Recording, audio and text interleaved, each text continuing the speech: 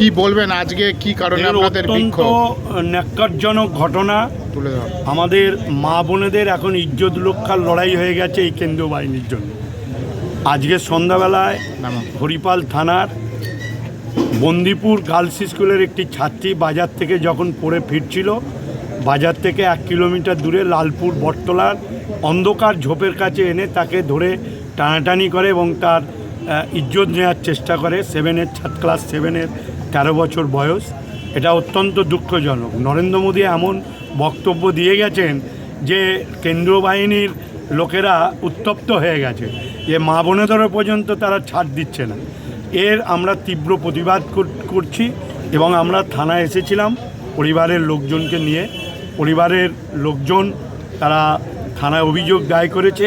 পস্কো আইনের যে ভারতীয় ন্যায়সংঘের আইনের যে 3টি ধাপ রয়েছে, সেই 3টি ধাপই ধারা প্রয়োগ করেছে। কেন আমরা প্রতিবাদ দাবি ছিল যে তারা যেন কঠোরতম শাস্তি পান।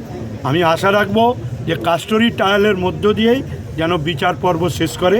পুলিশ এই দাবি মেনেছে এবং হরিপালের আজকের এই ঘটনার প্রতিবাদ জানিয়ে হাজার হাজার মানুষ এখানে উপস্থিত হয়েছিল।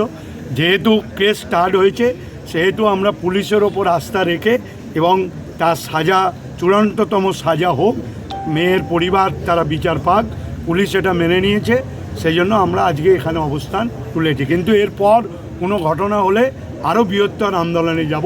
এবং আরেকটি কথা বলবো যে নির্বাচন কমিশন, বিজেপি যেভাবে এই কেন্দ্রীয় বাহিনীকে দিয়ে যেভাবে মা বোনেদের ইজ্জত নেওয়ার খেলায় নেমেছে, অত্যন্ত দুঃখজনক এবং লজ্জাকর ঘটনা।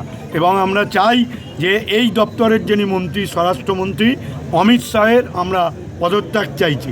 কেন অমিত শাহের নাতনির বয়সী এবং যিনি করেছেন তিনি ছেলের বয়সী, অর্থাৎ তার অন্তত উচিত পদত্যাগ করা এই ঘটনা, যেহেতু সে এই ডিপার্টমেন্টের তিনি মন্ত্রী।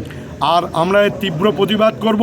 সাথে সাথে বাংলার মায়েদের বলবো, কেন্দ্রীয় বাহিনী যতক্ষণ থাকবে ততক্ষণ একটু সাবধানে চলাফেরা করতে।